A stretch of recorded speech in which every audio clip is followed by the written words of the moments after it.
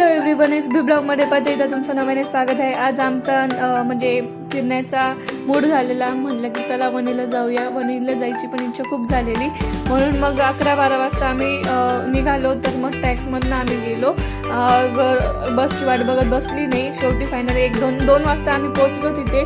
तिथून मग आम्ही थोडासा नाश्ता वगैरे केला, तिथं चांगली सोय आहे ट्रेनच्या साईडनं आपण गेलो तर।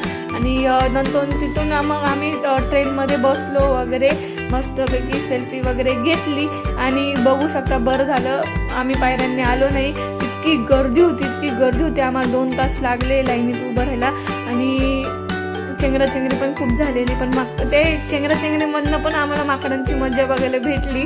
तर त्या टाईम निघून गेला आणि फायनली आणि माकडं म्हणलं तर बघू शकता किती त्रास देतात ते, सुसू वगैरे तर करतातच। पण एवढ्या गर्दीतून वगैरे फायनली आमचं देवीचं दर्शन झालं। तुम्ही पण दर्शन घेऊन घ्या आणि खूप चांगलं आणि प्रसन्न वाटलं, जरी सुद्धा 2 तास लागले तरी।